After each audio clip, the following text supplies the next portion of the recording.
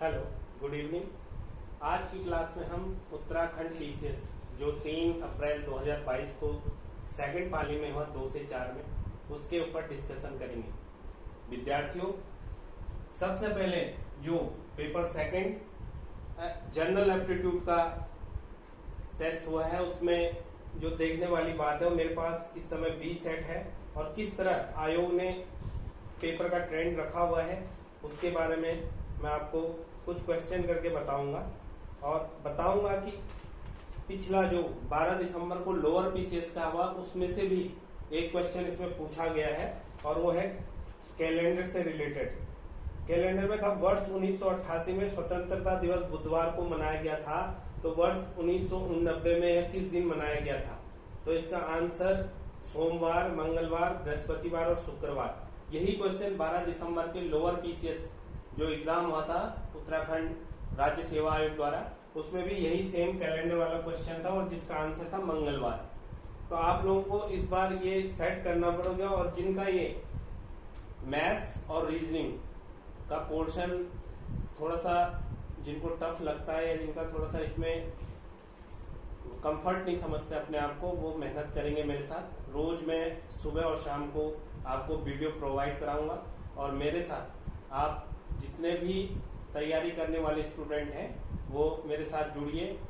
Sandeep sir नाम से यह चैनल है, इसको सब्सक्राइब कीजिए, लाइक कीजिए और अपने दोस्तों तक इस चैनल को शेयर करने की कोशिश कीजिए ताकि वो भी इन क्लासों के जरिए अपना जो भी क्लास में मटेरियल है, जो भी वो पढ़ रहे हैं, उसमें भी उनको हेल्प मिल सके। तो मैं आपको जो कल का एग्जाम हुआ है इसमें एक पैसेज दिखाता हूँ। ये पैसेज है इंग्लिश का, पैसेज फॉर कम्प्रहेंशन। ये मैं थोड़ा सा आपको आइडिया दे रहा हूँ कि इंग्लिश के कितने क्वेश्चन पूछे गए। तो इंग्लिश के इसमें पूछे थे, मेरे पास 20 सेट है, तो 20 सेट में क्या था 81 से स्टार्ट था और 87 तक क्वेश्चन पूछे गए। तो हम इसे काउंटिंग करेंगे 81, 82, 83, 84, 85, 86 और 87। तो 7 क्वेश्चन क्या है इंग्लिश के हैं। एक पैसेज है कम्प्रहेंशन और उसके बाद उसके नीचे रिलेटेड 7 क्वेश्चन हमें दिए गए हैं। इसी तरह हमें हिंदी में भी पूछा गया है, एक अपठित विद्यांश है और उसमें हमें क्वेश्चन पूछे गए हैं 88 से, और 88 से लेकर और 100 तक, तो लगा लिए 12 क्वेश्चन। तो थोड़ा इसमें वेटेज हिंदी वालों का ज्यादा है, तो ये फील नहीं करना कि हिंदी वाले यहाँ पर बाजी मार जाएंगे, क्योंकि आपका मैथ्स और रीजनिंग भी इतना ही स्ट्रांग होना चाहिए ताकि आप मतलब इसमें बैलेंस कर सको। सी सेट है बैलेंसिंग पेपर और आपको क्वालिफाइंग पेपर बनाता है ताकि आपका फर्स्ट पेपर का जो जीएस किया हुआ आपने सुबह वाली पाली में वो चेक हो सके। अगर आप इसमें पास मार्किंग ले आते हो तो आपका फर्स्ट पेपर तभी चेक होगा, जो मैंने आपको सुबह की वीडियो में भी बताया है। तो अब मैं आपको एक इंग्लिश कंपैरिजन पढ़ रहा हूँ।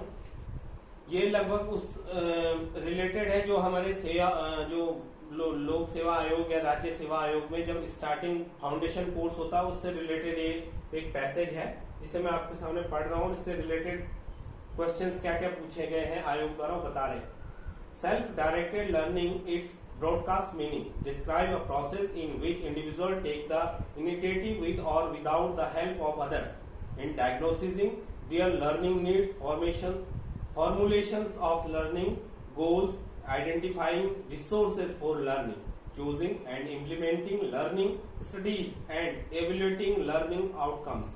Thus, it is important to attain new knowledge easily and skillfully for the rest of his or her life.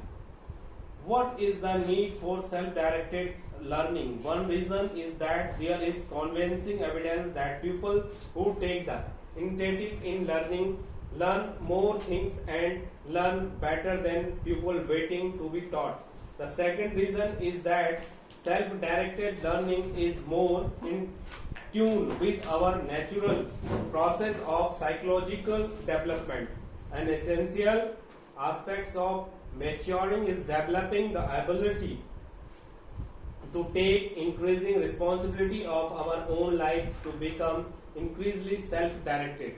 The third reason is that many of the new developments in education put a heavy responsibilities on the learners to take a good deal of initiative in their own learning.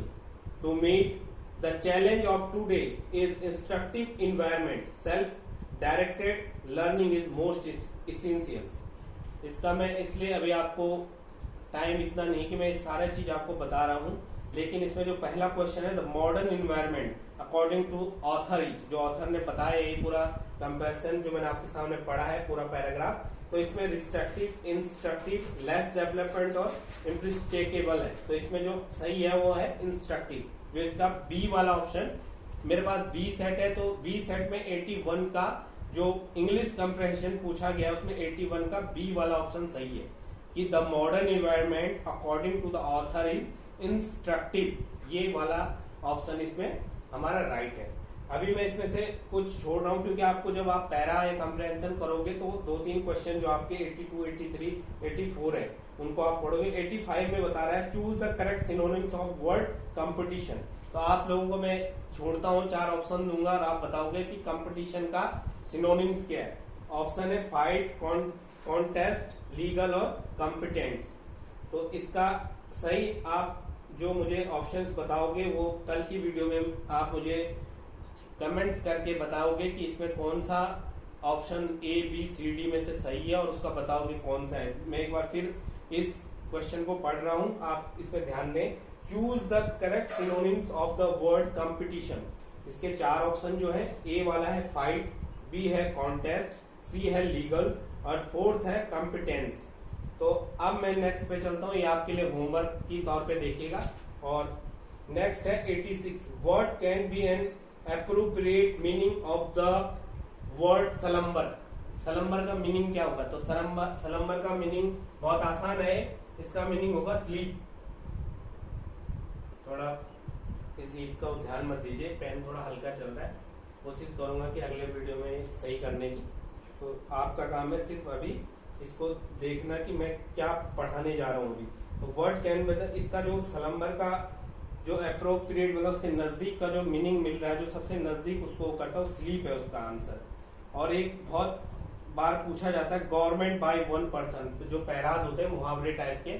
तो government, जो एक government को जिसे हम क्या बोलते हैं, राजतंत्र बोल सकते हैं कि राजा द्वारा चलाया जाता है, या लोकतंत्र जैसे वो जनता द्वारा चुने होते हैं। तो एक पर्सन द्वारा, मतलब कोई राजा, जैसे अभी कहाँ पर राजशाही है, 2-3 देश हैं जो इंडिया के पड़ोसी हैं, एक भूटान में है और एक मलेशिया कुछ करके, वो मुझे अभी याद नहीं आ रहा, लेकिन इसको क्या पढ़ा जाता है, गवर्नमेंट बाय 1%। तो इसे हम बोलते हैं ऑटोक्रेसी। इसका जो सही आंसर है, जो 3rd वाला ऑप्शन है इसमें सी में, वो है ऑटोक्रेसी। तो ऑटोक्रेसी इसका सही हो जाएगा। अभी बच्चों मैंने आपको इंग्लिश का थोड़ा सा आइडिया बताया किस तरह का लोक सेवा आयोग ने पूछा है।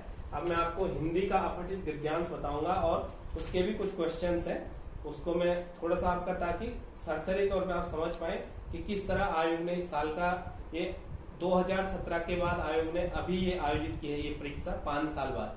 तो आप जान सकते हो कि कैसे मतलब आयोग पिछले 5 साल में लोग वेट कर रहे थे, 700 कुछ इसमें पद हैं, तो लोग वेट कर रहे थे कि किस तरह, और मेहनत भी कर रहे होंगे। तो आप लोगों को ये ध्यान देना था कि किस तरह, मैं मानता हूं कि इस बार थोड़ा जो कल का एग्जाम था उसमें 61% लोग पेपर, जिन्होंने लोक सेवा आयोग का पेपर भरा हुआ था, लेकिन 61% लोग अब्सेंट थे। तो वो क्या कारण होंगे, उसमें क्या होगा, लगभग 99,000 लोगों ने कल का एग्जाम क्वालिफाई किया। और उसके बाद भी सेकंड सेट जो सी सेट होता है उसमें 1,000 लोग फिर नहीं दे पाए, उसको दिया नहीं उन्होंने शाम वाले पाली को।